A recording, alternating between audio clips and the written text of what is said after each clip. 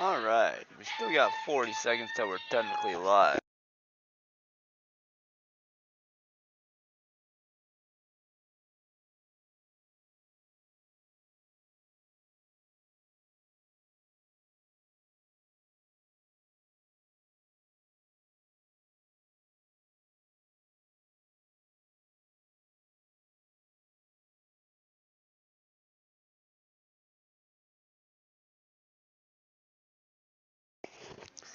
Alright, we are going to have a very interesting start on Lightshade.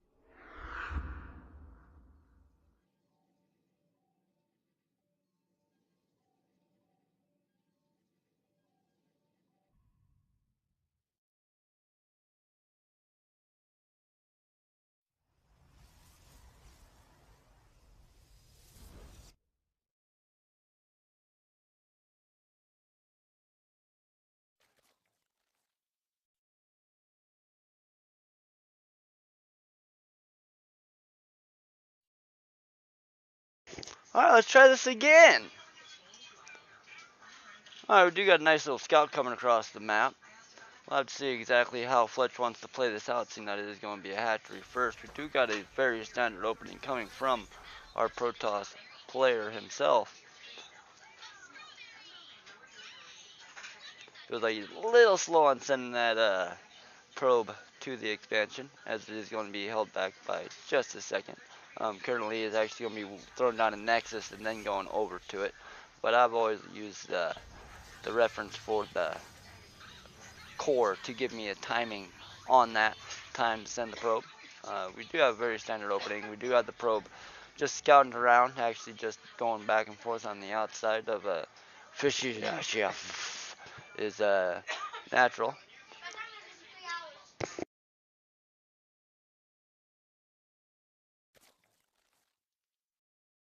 We do have the spawning pool finishing up, as well as the cyber core is close to halfway done.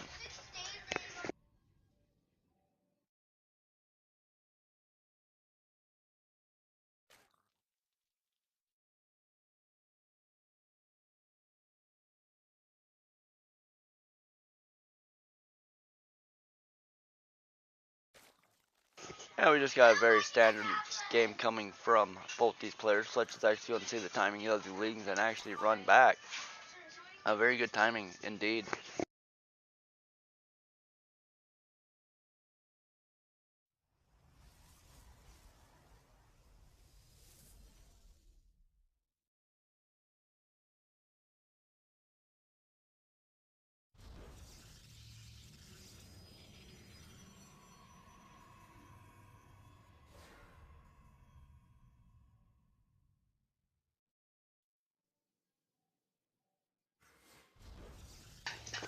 do like the first step getting sent across, but I do not agree with this one being an adept. Usually you'd want a stalker right there just based off the potential of bangling bust. A lot of users like to save it so they can actually tech out with it. So it all just depends on preference, but my preference is throw a stalker right there in that wall, just because what can potentially come across. A stalker and one shield battery can hold off 5 or 6 banglings. One stalker and 2 shield batteries can hold off pretty much about 14 to 18 banglings. Your barracks will actually fall faster than your stalker would, but 4 or 5 actually take out the adept, which is kind of sad considering they're only a 10 hit power difference between the two. We actually got a very nice creep spread coming across for our red Zerg user. He's being very cautious in the sense of it. He's not going up too many drones and too early on. He actually has a very good lobby count at all times. He's not slowing down by none, and it's definitely a reason why he is a Grandmaster's player.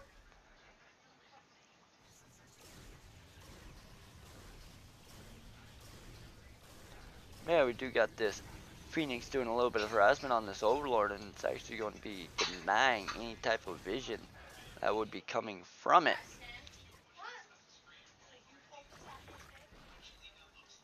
Yeah, we do got a nice little Overlord spread. We do have great tumors, and then a handful of lings just to keep Fletch honest. And it's actually going to do a very good job over here since there's only the one adept.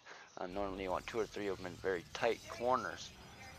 And right in time as the shield battery is going to get there, and it does not look like the red Zerg user is going to be focusing down on that, and he's just going to be running away and forfeiting it up to Fletch for the current moment in time. No aggression, as we do have the Phoenix or the Oracle actually doing a lot of damage over here, and it feels like it stayed a little bit for too long. Currently 1 drone did go down. Very good harassment, and let alone to get his attention drawn away. And I feel that's the only reason that this was never pushed forward on that third. So very good play coming out of Fletch. We do have the 4 queens just kind of moped up together, not really trying to spread their creep in any direction. We do got the 4th going down for the red Zerg user.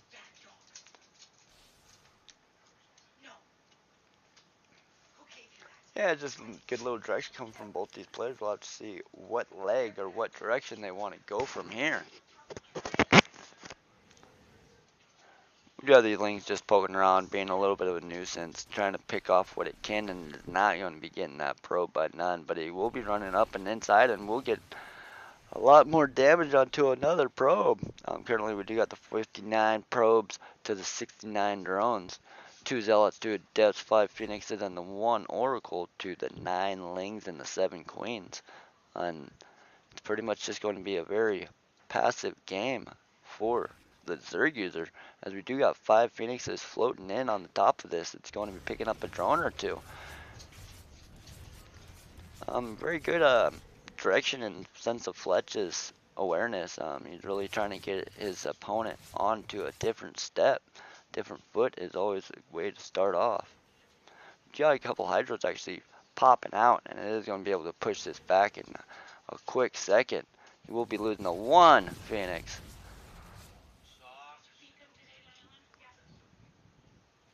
And you got a lonely Phoenixian left behind. And the queen will be spitting at her.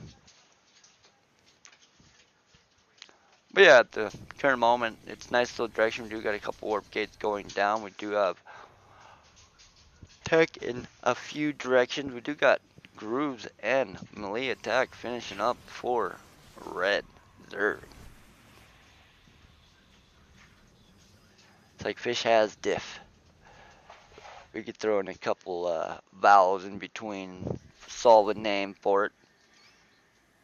But yeah, very good creep. Nice map control.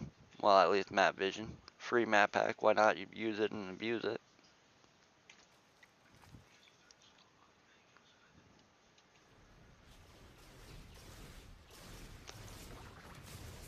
But yeah, +1 is finishing up for Fletch in the current moment. as he is able to take down 3 more drones. Currently, we do got the 8 drones going down.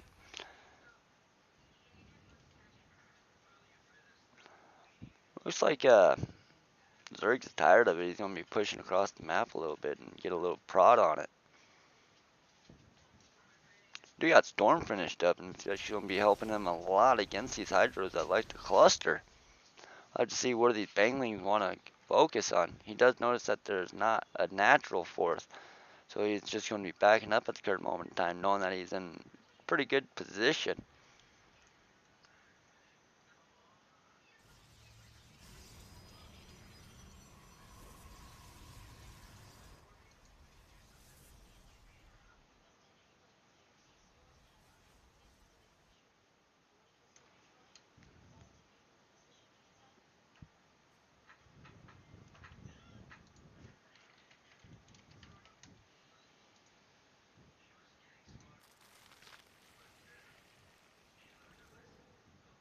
Yeah, we do nice little Hydros coming in and actually meeting the fourth of Fletch, as he is going to be able to get down the 1 Storm, and we'll have to see how it plays down. We do got a couple more Storms behind it.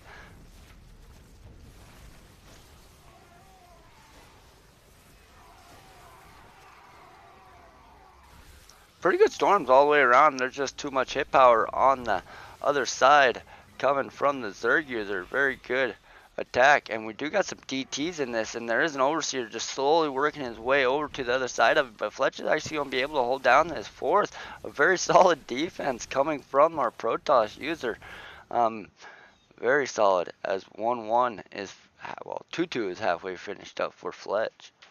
No, it's 2-1, my bad. +1 air and +2 ground attack.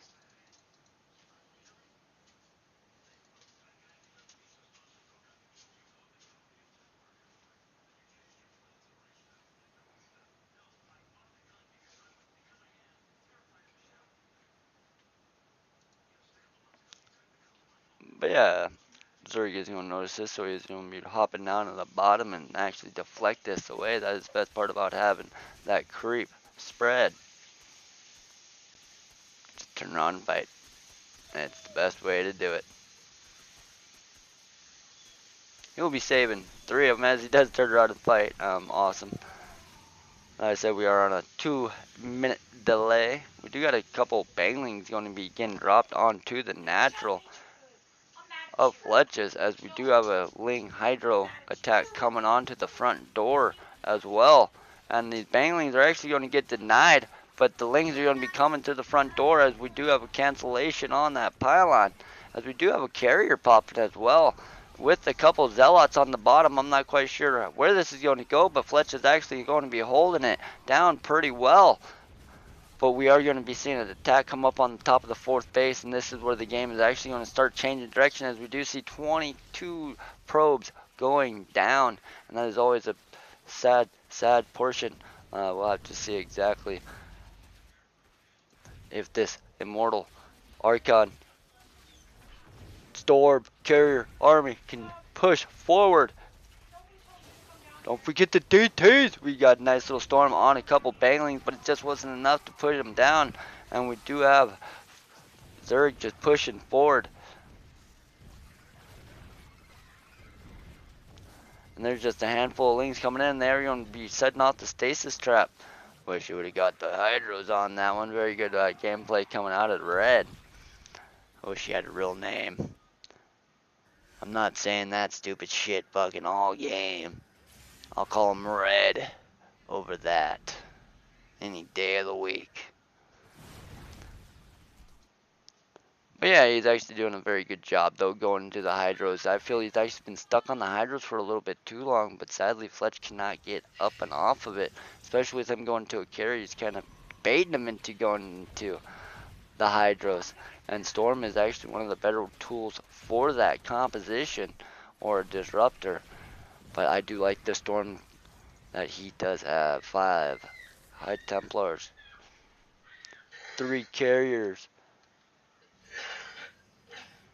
But yeah, we do have the 3 Immortals, 4 carriers, 2 Stalkers, and 7 High Templars to the 11 Queens, 32 Hydros. 1 roach, and 8 lings. Currently there is 84 drones and 57 probes on the field, as we do see our red Zerg user taking down the 5th of Fletch. And he's just pretty much going to be trying to starve out his opponent the best way he knows, and that is the 1 expansion at a time. And it looks like Fletch is actually going to be focusing down on these overseers. I'm kind of curious if he's going to be sending in the DTs on top of it, since there is no overseers here. That's one of the main reasons why you want to really focus down something. But he is going to be debating his opponent right into these storms. A very good storm, but there's nothing getting laid down and started production. He is not building no units. If he laid down like 6 or 7 DTs, this would have been laid down flat, especially without any overseers. But we do got 3 zealots running on the back side of this, and actually going to be doing a little bit of harassment. It is going to be drawing the attention of these queens as much as the hydros as well. We do got +1 ground finally finishing up 14 minutes into the game for a Zerg user. Is not the best quality, but as I said, he is a grandmaster player, as I am not, so I cannot be telling him how to play by none. And it looks like the red Zerg user noticed that he didn't have any overseers for the last battle, and his opponent does have the DT tech. And he is once again focusing down on all these overseers, but once again he's not making any Dark Templars. I feel this would really change the game, and the direction of it is if he actually had 1 or 2 more Dark Templars. Well, actually 1 or 2 Dark Templars. Focus down on the overseers, and nothing here would actually be able to take down any portion of your army with those Dark Templars. But he is actually in this game, and he is actually holding his own to the fullest, and he is pushing forward and not slowing down. Very good game and defense coming from both of these players.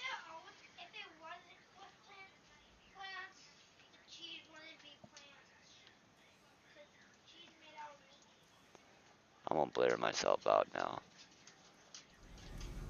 Just for you, I'll blare myself out. We gotta get a little hype in here. Oh, that's why. Shit. I'll actually change the DP. DBS was actually down to -14, which is never good.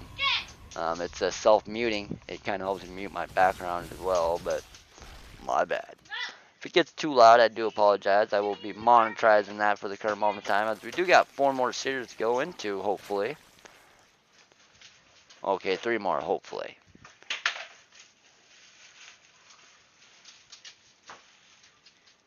I don't know how many players we gotta get put in. No, we do have a nice little hydro attack coming on the backside of this, and it is actually going to be met by some DTs, and the DTs are actually going to be going ham. There's nothing here that can actually see these, and it's actually going to be given a good defense. We do have 1 little overseer coming in, knowing that 2 DTs is not enough. We do got the 1 carrier with the 2 Archons underneath it in the best situation for Fletch is to have that carrier on top of it, and Fletch is actually doing a phenomenal job showing exactly why he was put into this game against whoever was thrown out there. I do like the unit composition in the current set. We do have the 9 High Templars and 3 carriers with the 5 Archons and the 2 Immortals and the 11 Zealots to the 12 Corruptors, 4 Banglings, well 11 Banglings, 13 Banglings. They just keep going up, 19 Hydras and 36 Lings. It's all going to come down to execution like it always is supposed to in the game of wits. We do have a stack of, hey, 1 more, we'd actually have a pyramid of spores. Come on, Zerg, throw 1 more, give us a pyramid. I think Banglings are actually going to be the game changer if he's not able to get off these storms quick and on good enough little line. It is actually going to be the cluster of it, since Protoss loves to stay clustered. But I do love how Fletch is actually keeping these Archons on the front side of his units to try to soak up any type of Bangling. But that sad part behind Banglings is they actually do a little bit of a splash, so anything behind these Archons would take a little bit of damage, and they get in there and there's 6 of them do fall. We do have 4 left. Very good storm coming down, and he is not able to push forward with these spores on top of it. The only thing that is saving him is there's no lurkers underneath it. And apparently I was not paying enough attention because it looks like we actually have the Big Dipper of spores going on. Get a little lasso. I'm not quite sure why he's choosing to head into this situation, but we do have a nice little run by coming with a couple lings, I'm assuming, on the bottom side as well. And he's just going to be backing up. But we do got these lings just going to be killing a ling or probe or two on it. But yeah, I feel that this is actually a very bad position to be putting into.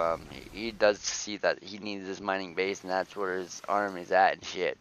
I understand it. But we do got this ling run by coming by on the right side of it, and it's actually going to be doing a lot of damage. The DTs are going to be trying to clean it up. We do have another forward advanced attack coming on the other side for Fletch. Phil, he is not going to have enough. There's just way too many corruptors and hydros. Let alone spores. Let's go. Storm!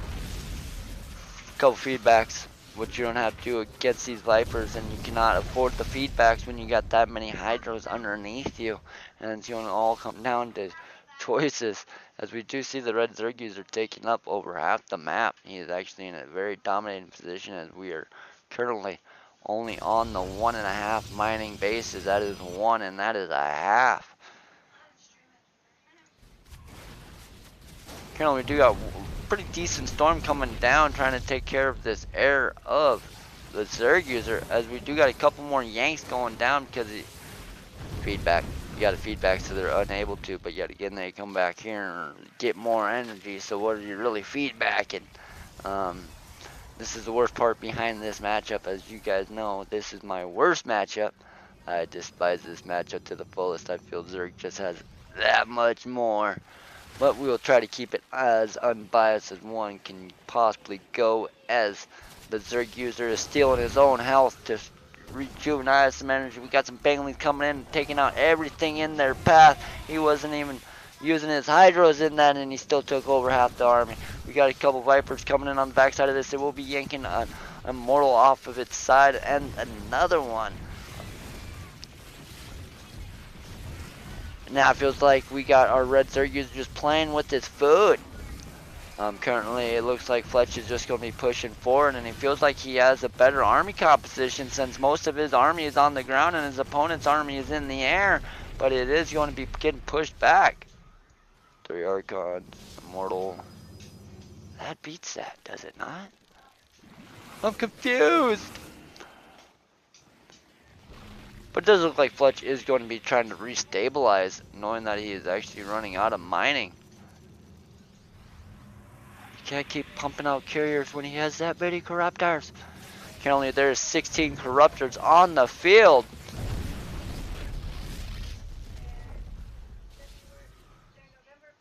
And these banglings, lings, roaches, like I said, the red Zerg user is definitely showing why he is a Grandmaster Zerg. He knows how to contain and put on that pressure and hold his opponent down to the one base. We do got a nice little split coming from the Zerg user as the creep is slowly spreading to the natural, as we do have a nice little engagement coming on the top side of the map, as there's just one too many banglings for any of these units, as the Archons are able to step forward and take a little bit of damage. We got these lings actually pushing forward as well, just pretty much doing a little dance. We do got a total of 52 workers going down to 11 as well. A very prominent game coming from the red Zerg user. Pick a better name is all I can honestly say. FSHHSDHF is not a good name. It is the worst name in the world. If yours fish has dead has fun or whatever, okay, cool, you acronym in it, but no, not for me. You got the shield battery going down, and is actually going to be able to save most of these units. Talk about one OP building right there. When you are outnumbered in units and can still hold your own with one little bit of energy, it is always considered a little overpowering.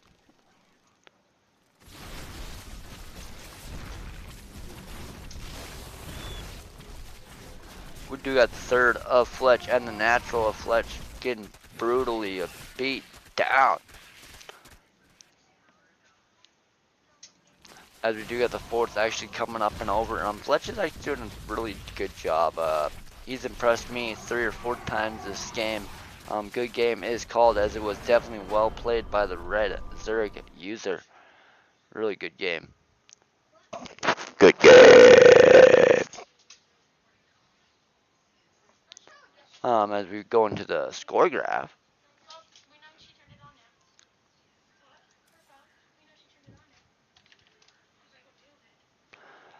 It's pretty much the army value that really changed the game, and about the 14 to 15 minute mark is when Fletch actually had the upper hand, all the way to the 20-minute mark.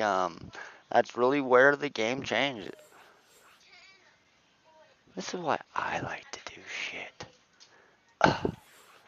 Let me get through my shit. We got a resource collection rate. It pretty much went to the red Zerg user.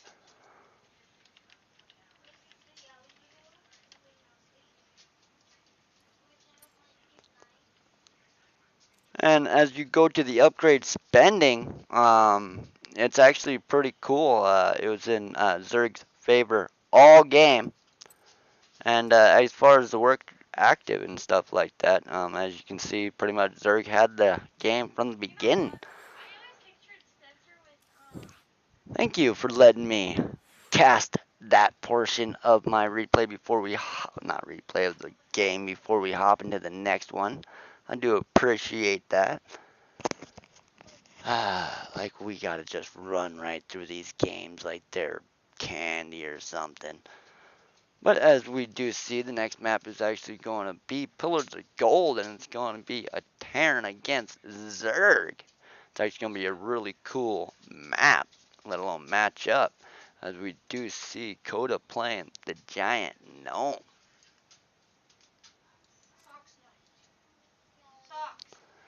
But if it is going to be a matchup of any, it is going to be on this map, since it is a 51.7% win ratio for Terran. So it is definitely going to be a battle for the ages.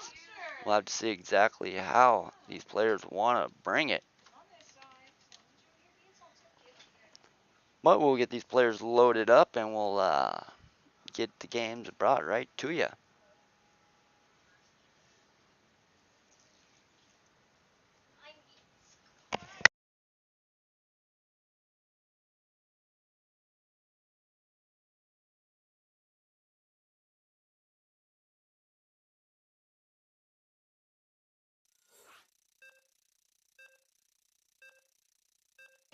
Alright.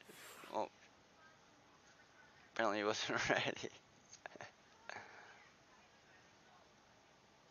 Funny times, funny times.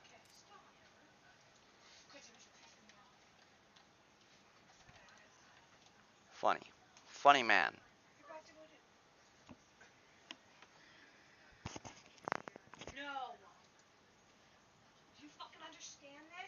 So he's going to ask for a different server.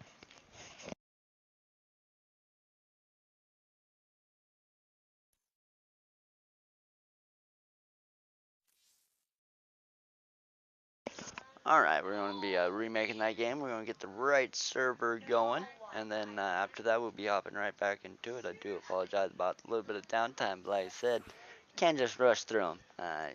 It's always better to get the games slowly going and done right than rush through them and do them wrong. As you seen last night, they tried to load up the wrong map for game number 1. Homie, don't play that. You gotta play the right map. Can't have my player playing on the wrong map now.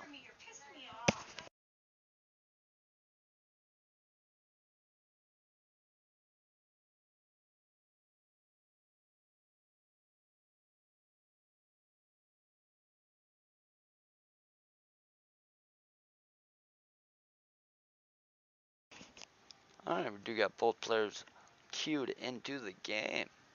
But as you guys can tell, as I've already said, it is a 51.7% win ratio for Terran on this map against Zerg. So it's going to be very interesting to see exactly how Coda wants to bring it.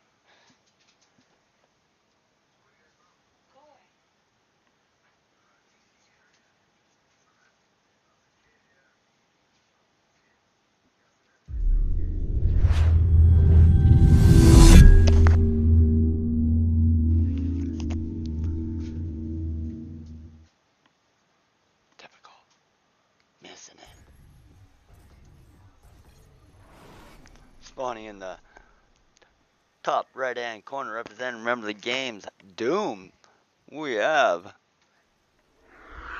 the giant gnome. And spawning in the bottom left hand corner representing Ris3n, Team Ris3n, we have KiiiA.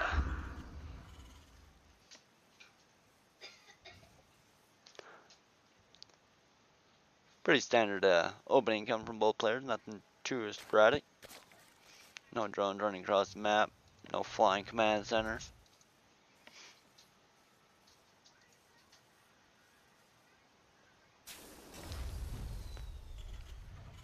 And it's going to be very interesting to see if he actually goes into a Reaper reactor, if he goes into a Reaper tech lab. Reactor tech lab is the preferred choice, but most people when you go into the reactor based off the double Hellion. Usually you want to get that reactor before your factory is finished up, so you just pop it 2 Hellions right out. So I'll have to see exactly how KiiiA wants to play this matchup, as we do got the hatchery first coming down for the giant gnome, as we do have the wrong score coming across the map. So we will fix that up and get everything squared away.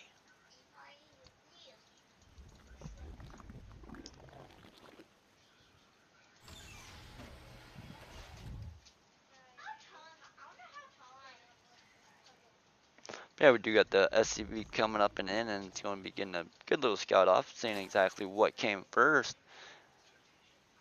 We do have the Reaper about halfway done, and this is what's going to be the tell of the build, is what comes next.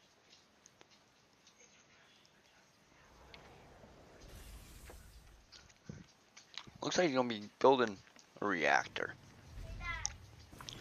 No, straight up a Marine. He's going to be saving some gas for something.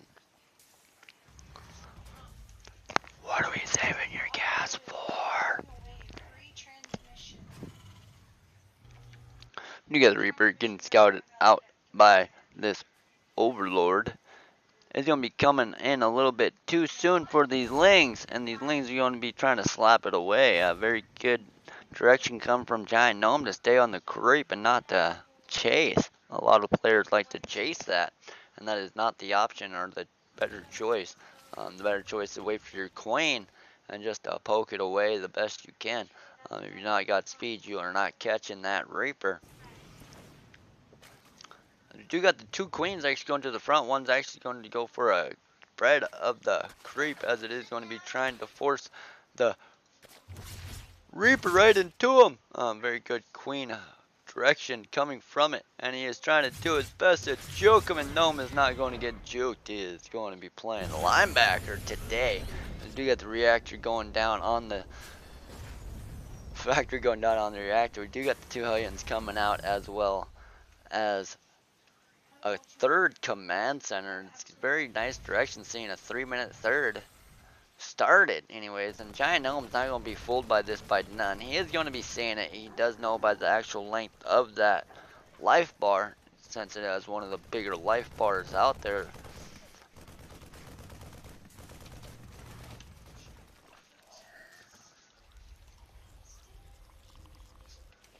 Doesn't work like that, darn it. Sorry, one of the worst casting jobs out there is one thing you never do. We did it.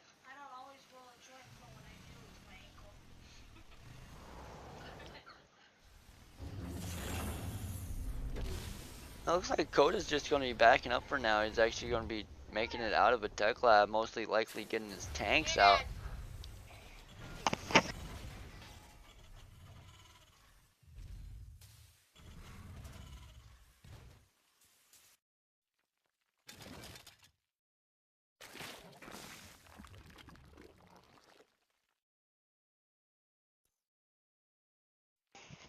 Yeah, you got a nice little creep thread coming out of it for Giant Gnome. We do got the 4 Hellions and a lot of buildings started up for KiiiA. Currently the 4 Hellions is for the defenses. A lot of buildings is for the middle and late game. We do got the third finished up for KiiiA, but he is not going to be putting it into position, as he's just going to be using it to pump out double drones or triple drones. I'm a little confused on why he's actually 4 short on the main command center, or the main hatchery, but maybe it's because he's preamped and this to be running out in a short time frame. Not quite sure the thought of that, but he is definitely not saturated on either his main or his natural. Tell him that right now. As we do have a giant gnome actually pushing all the way up and around and through with pretty much fully saturated on all of his mineral patches. As he is going to be doing a nice little attack, just more or less of a poke and try to get a direction of his opponent.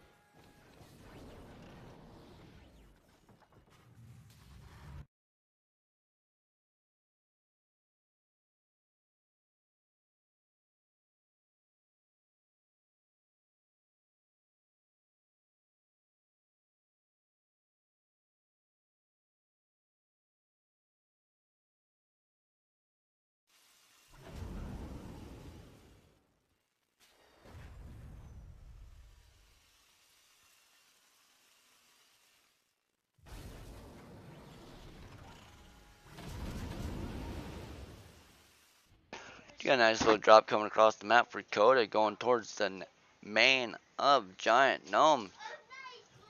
We do got the six queens hanging out at the fifth or the fourth of gnomes as well. Looks like we're going to have a multi-pronged attack coming across. It looks like we're just going to be seeing some creep getting cleared off for the current moment. And going to get denied. Going to cancel it. Very bad timing. As he's just going to be lifting, going right into the main, right into two queens.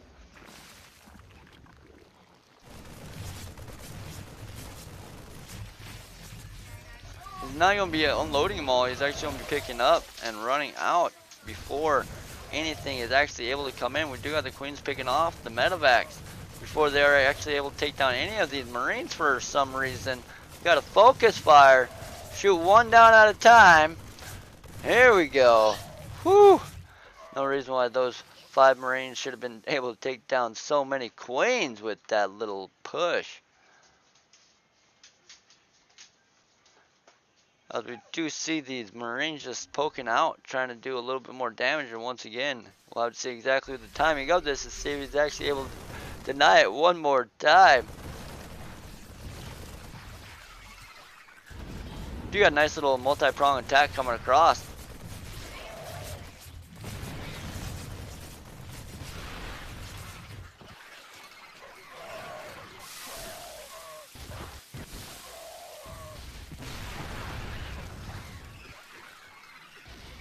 Very good run coming from KiiiA. Not allowing his opponent to do anything on the surrounding basis. Pretty much preemptly ran before it was actually able to be engaged upon. And we do got the mutas coming out, and it's actually going to be meeting it with the one medevac perfectly before it was unable to unload. And we do have 6 more mutas in production. You know, I can't count. It's only 4. 6 sounded better though. Currently, we do get the lings and banglings on the outside of this fourth of Giant Gnome, as we do have a couple tanks posted up as well. And it's really going to come down to this positioning. We do got 16 16 SCVs going down, which I did not notice where.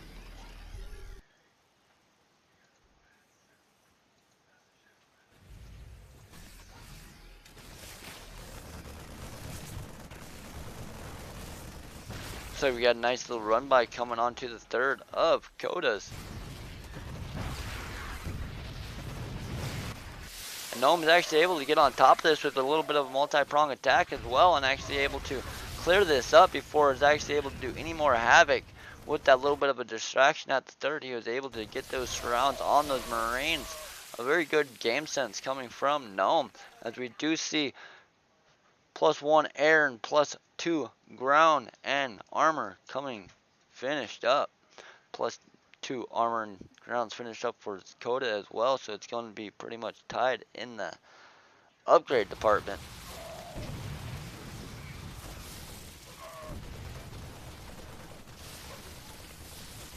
Currently, we do got the 71 drones to the 53 SCBs as the force of Gnome is going down. You got these mutas actually coming in, and there's actually nothing back at home to deal with these mutas. The mutas actually getting on top of all this production. It's actually going to be forcing KiiiA to retreat, knowing without production he's not going to be able to keep up with this Zerg user. Currently there's 68 drones to 51 SCVs, 5 tanks, 43 Marines, 6 medevacs to the 22 mutas, 14 banglings, and the 51 Zerglings. And it looks like KiiiA is going to be diving back into his main as Gnome is going to be hopping onto this third.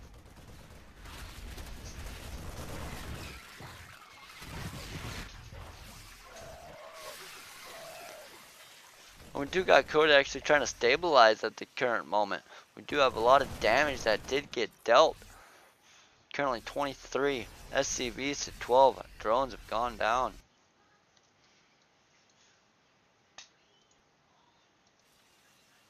Currently we got 11 more mutas in production, 18 more lings, and he's definitely going to be playing the ling, bangling, and muta.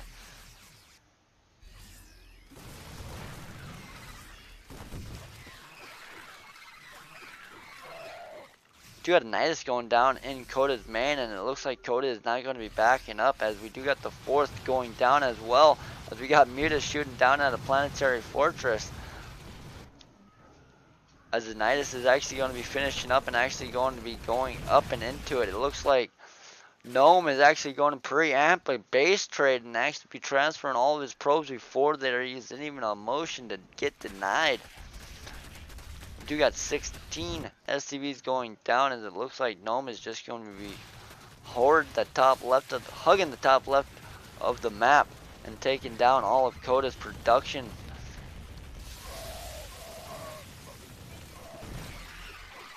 Looks like Gnome isn't just going to roll over. He's actually going to be sending in what he has to actually defend this, knowing that he is actually in a good position, as KiiiA was forced to split his units to try to deal with this. We do got these Marines running back to these tanks, but I'm not quite sure if it's enough, as there's currently only one mining base. Currently the supply is 160 to 95 for KiiiA.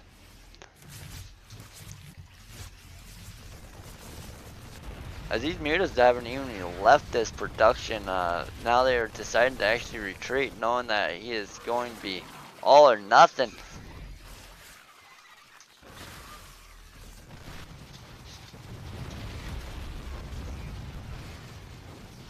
And he's just going to take down all the buildings. He's going to pretty much do a straight up base race.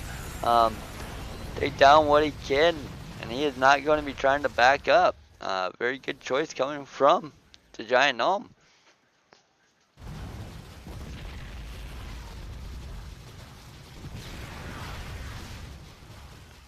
Tony, you gotta send him. You got one at one. Oh no! It's gonna be one of these games. All he has to do. Oh, he sees it now. Does he try to kill it?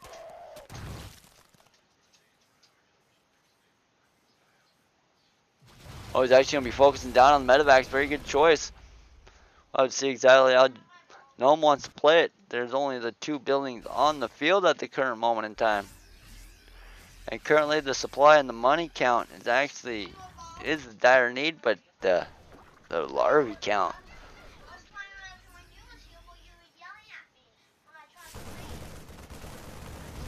And here we go. Giant Gnome feels that he can just get on top of this with all these banglings, and the banglings are going to be getting all these mutas or all the marines, and the mutas are actually going to be able to clean this up as Gnome is actually going to be taking out KiiiA. Good game, well played is called. Very good game coming from Gnome to see what was in front of him and actually punish his opponent for it.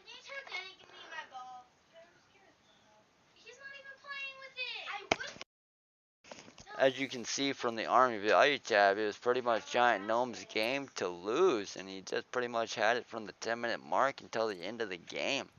And as you see from the resource collection, it was pretty much back and forth game all the way around it. There was a few points here and there, but about 10-minute mark is when this game really changed, as you can see by the upgrades and everything else that changed about the 10-minute mark. I feel the Workers Active was really the downfall for KiiiA after once again, the 10-minute mark. Gnome was actually able to take that defining lead and push forward and give his opponent hell. It's going to be a Terran against Protoss on Romanticide. A very, very pleasant map in my eyeballs.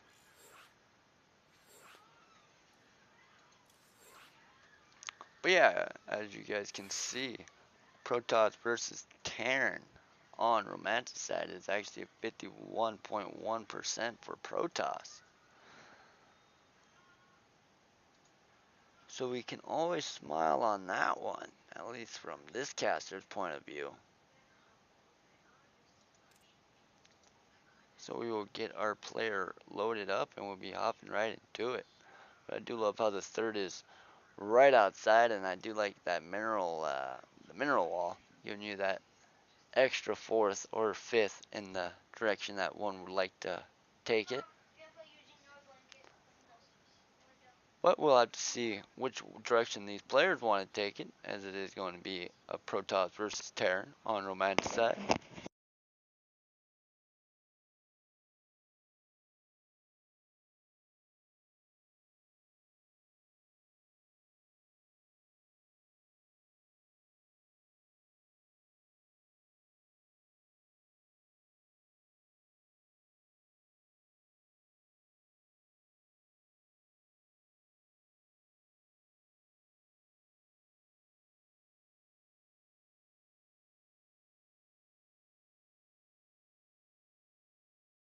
Yeah, once we get these players loaded up and queued in, we'll be hopping right into it.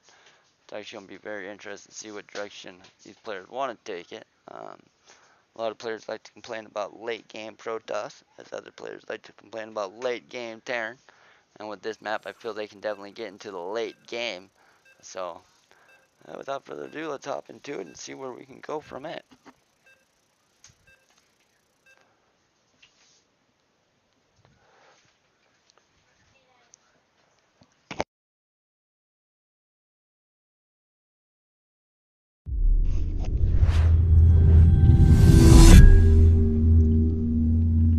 I hit the button too soon again. I already had that feeling. One day we'll get this timing just right. One day. Till then, we'll just shake our head and say next time. But spawning in the bottom right hand corner, representing, remember the game's Doom, we have Void. And spawning in the top left hand corner, representing Team Ris3n Competitive, we have Ris3n.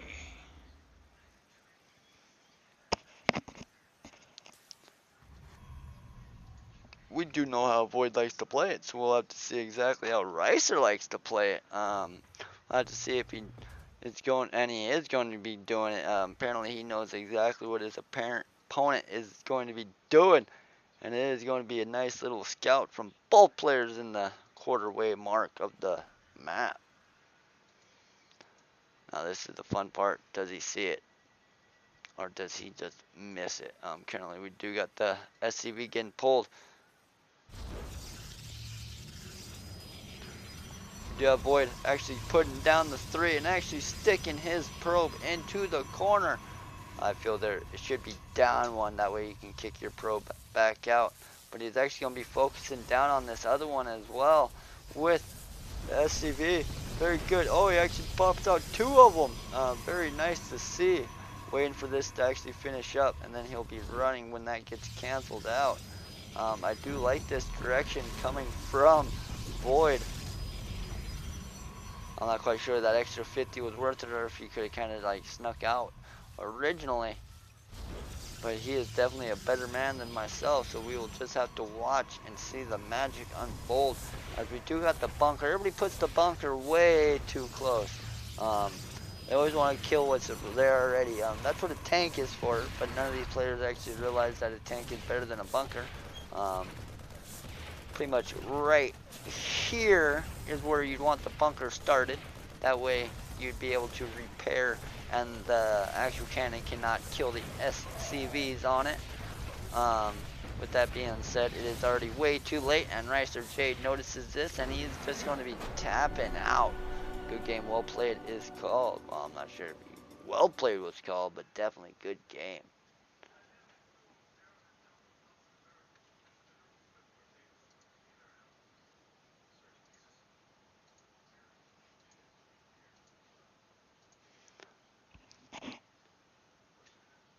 Pretty much can't go too much into the game stats on that one.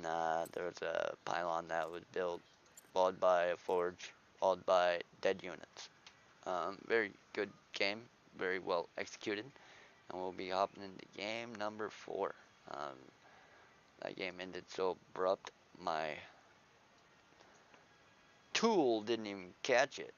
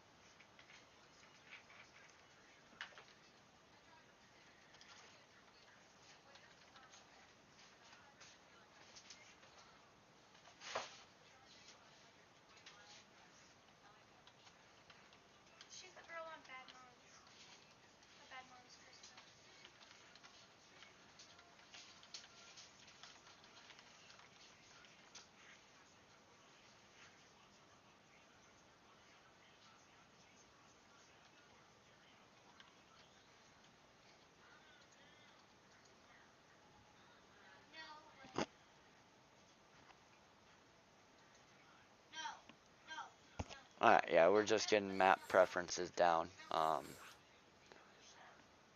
Australia, apparently West is it. Hey, it's their game rules, so we go by it.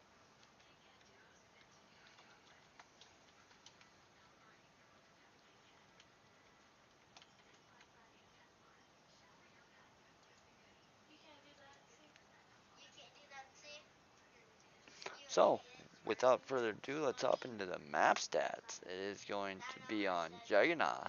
It is going to be a Zerg against Zerg. Always fun. So we'll say it's a 49.9% that this game will not end in a tie.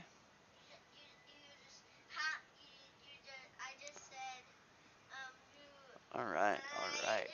So, we do see one player in here. He did not jump in here. My bad. My bad. My bad. Whoa, waiting on the player, and I'm the one that's sending him, and then by the night I didn't even send it. Damn. Damn.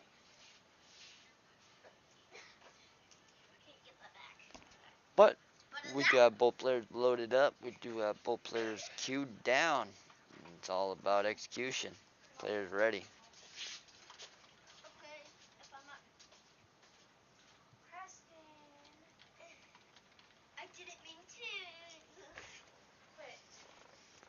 But yeah, currently it is going to be a very nice matchup, mirror matchup on this map. Very huge map.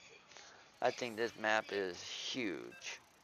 And with that being said, Zerg on this map can go so many different directions, and it can be defended so many different ways. So we'll have to see exactly where these players want to take it. We'll have to see exactly how these players want to get there, and we'll definitely listen to my kids yell at each other in the meantime. Quit, dude. Dude, she shouldn't have to, especially after that. Alright, hopefully I can actually get the timing just right on this. As you guys can hear, I did. Man, rookie mistake. Rookie. As we do spawning in the top right hand corner. Remember the game's doom. We have Warlock X. And spawning in the bottom left hand corner, representing Ris3n community, we have Stefan. Let's see exactly how these players do want to take it. We do have the spawning pool after gas coming down from Warlock. A very interesting choice in that aspect of it. It looks like he's going to be trying to bring the aggression to Steven. Looks like Steven's actually going to be going for the hatchery first. This is not as mirrored as one can get, but it is definitely going to be a dance to see.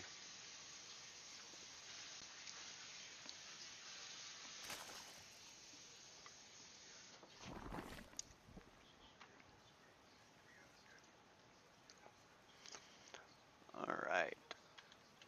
Make sure I'm not missing nothing while I've been casting. My bad. I had to check it.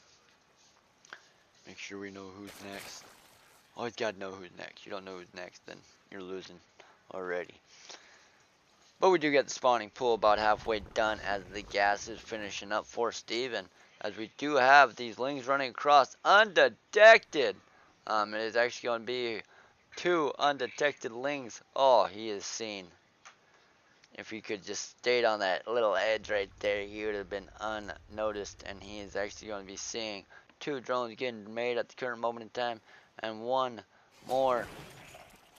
Looks like Warlock's just going to be running right in. And there's not enough time for that spine to get put down, so he's actually going to be putting it down on the backside.